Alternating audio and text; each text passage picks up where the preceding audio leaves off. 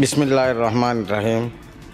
இன்று நாங்கள் இந்த ஊழல்கள் ஒழிப்பு சம்பந்தமாக ஊழலுக்கு எதிரான இந்த குழுக்களின் அறிக்கைகள் சம்பந்தமாக நாங்கள் விவாதித்து கொண்டிருக்கின்றோம். உண்மையிலே இந்த நாட்டை ஒரு நல்ல ஊழலற்ற ஒரு நாடாக உருவாக்குவதற்காகத்தான் மக்கள் உங்களுக்கு ஆணைகள் வழங்கினார்கள்.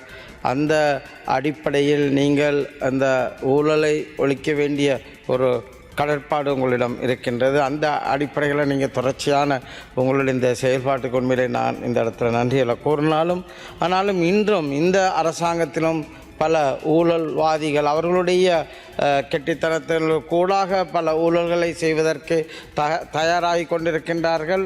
அவர்கள் செய்த ஊழலிலிருந்து தப்புவதற்கும் தயாராகி கொண்டிருக்கின்றார்கள்.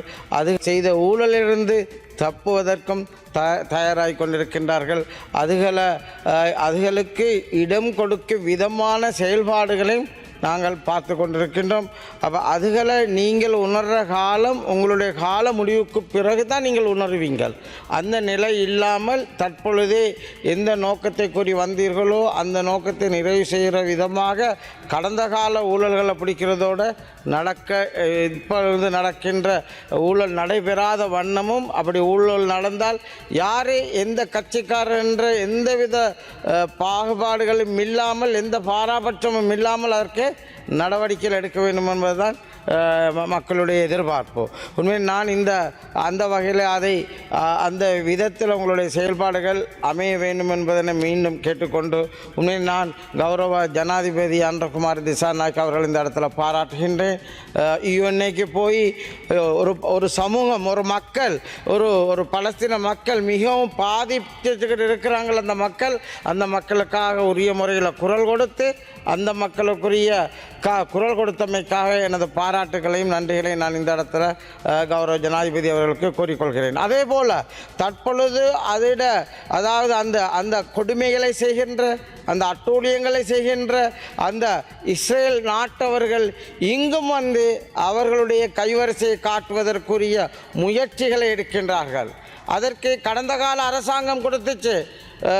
கௌரவ தலைமை தாங்கி உறுப்பினர் அவர்களே, கடந்த காலம் அரசாங்கம் கொடுத்தார்கள், நாங்கள் அதை ஒன்றும் செய்ய முடியாது பார்த்து கொண்டிருக்கிறோம் என்று கைகட்டி பார்ப்பவர்களாக இல்லாமல் உரிய நடவடிக்கைகள் எடுத்து என்று அவர்களுக்கு இங்கே வந்து விசா புதுப்பிக்காமல் இருக்கின்றார்கள். அந்த பகுதிகளுக்கு மக்கள் செல்ல இல்லாமல் இருக்கின்றது. பல பிரச்சனைகள் இருக்கின்றது. அதற்காக நேரடியாக நான் அரசாங்கத்தை குற்றம் சாட்ட வரவில்லை. கடந்த காலத்தில் விட்ட பிழைகளை சரி செய்வதற்காக தான் நீங்கள் வந்துக்கிறீங்க. அப்போ அதே மறுபடி சொல்லிக்கிட்டு இருக்காதுங்கள். அதே போல தான் நாங்கள் பார்க்கலாம். எங்களுடைய மன்னார் மக்கள் படுகின்ற அதாவது மன்னார் தீவு அழிவடையக்கூடிய நிலைமைக்கு இருக்கின்றது. கடந்த கால அரசாங்கம் விட்ட பிழைகளை தான் மீண்டும் இந்த அரசாங்கமும் விடுவதாக நான் கருதுகிறேன். அங்கே உள்ள மக்கள் போராட்ட காலத்தில் இருக்கின்றார்கள். கிட்டத்தட்ட 55 நாட்களாக கௌரவ ஜனாதிபதி அவர்களின் மீது சம்பந்தமாக நாங்கள் உயர்மட்ட குழு அங்கே உள்ள மக்கள் பிரதிநிதிகள் அதே போல் உயர்மட்ட அரசு அதிகாரிகள் வந்து சந்தித்தோம். நாங்கள் அமைச்சரையும் சந்தித்தோம், ஜனாதிபதி அவர்களையும் சந்தித்தோம். இது சம்பந்தமாக குழுக்கள் போட்டு உரிய நடவடிக்கை எடுத்து நல்லொரு முடிவுகள் எடுக்கப்படும் சொன்னார்கள். ஆனால் தற்பொழுது கடைசியாக இந்த திட்டத்தை ஆரம்பிப்பதற்குரிய அங்கீகாரத்தை தான் கௌரவ ஜனாதிபதி அவர்கள் வழங்கியிருக்கின்றார்கள். அதை நாங்கள் எதிர்பார்க்கவில்லை. அதாவது மன்னார் மாவட்டத்தில் பல இடங்கள் இருக்கின்றது. தீவுக்குள்ளே தான் போட வேண்டுமா? தீவுக்குள்ளே மட்டும்தான் காட்டு வருகின்றதா? தீவுக்குள் ஒரு பகுதியில் கிட்டத்தட்ட 30 காட்டாலைகள் போடப்பட்டிருக்கின்றன கடந்த கால அரசாங்கங்களால். அதே போல் தற்பொழுது 4 காட்டாலைகள் தான் கடந்த கால அரசாங்கத்தால் போடப்பட்டது.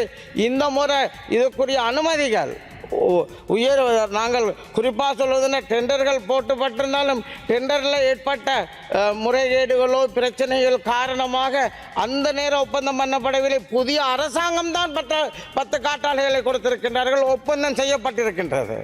அது கடந்த கால அரசாங்கம் என்று சொல்லாதீர்கள்.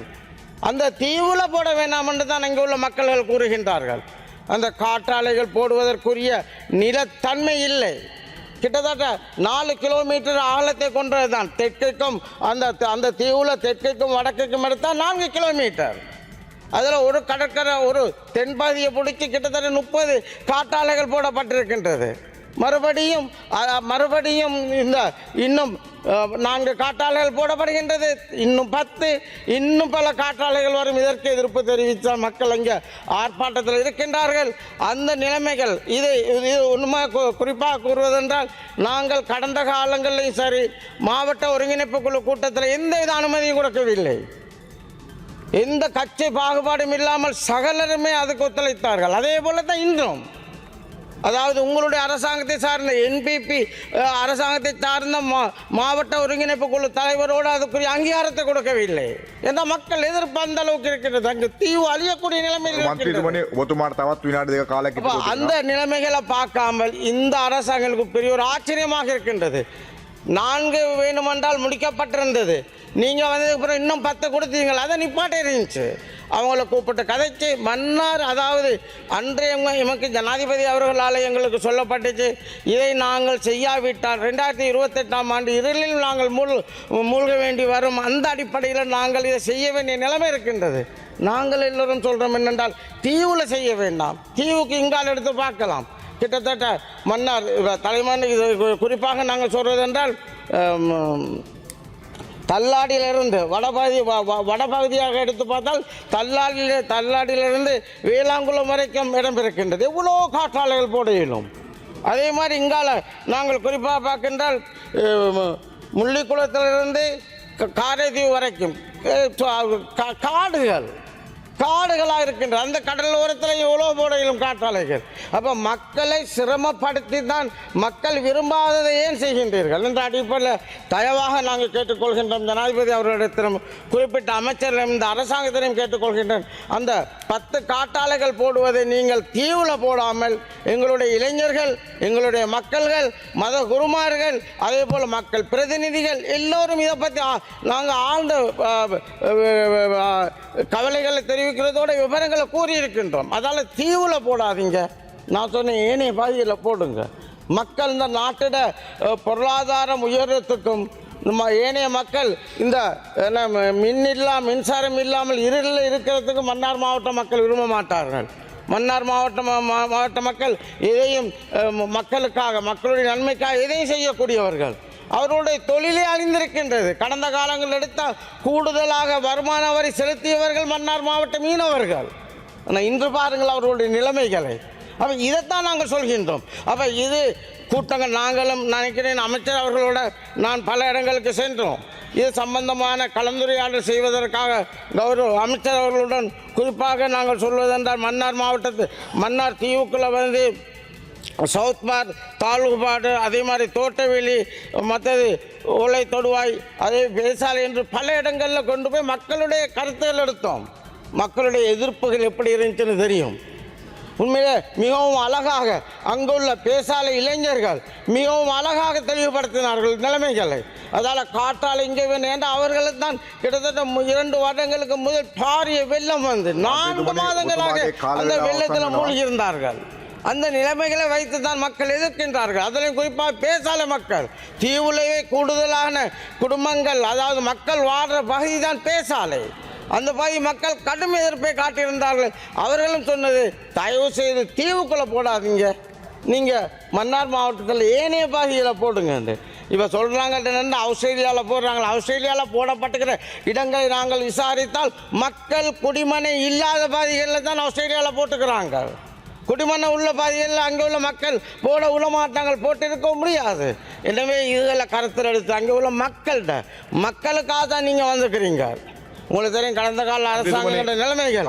எனவே மக்களுடைய நன்மையை கருதி இந்த திட்டங்களை அங்கு செயல்படுத்தாமல் மன்னார் தீவில் செயல்படுத்தாமல் 10 காற்றாலைகள் போட வேண்டியிருக்கின்ற அதுக்குரிய அனுமதி கொடுத்திருக்கிறீங்க. மீள் பரிசீலித்து அந்த கம்பெனிக்கு மன்னார் தீவிலிருந்து வெளியில் கொண்டு போய் ஏனைய பகுதிகளில் போடுவதற்குரிய ஏற்பாடுகளை செய்வதற்கு மீண்டும் ஒழுங்குபடுத்துமாறு நான் இந்த அரசாங்கத்தை கேட்டுக்கொண்டு நிறைவு செய்கின்றேன். மேலதிக செய்திகளுக்காக எமது யூடியூப் தளத்தை சப்ஸ்கிரைப் செய்யுங்கள்.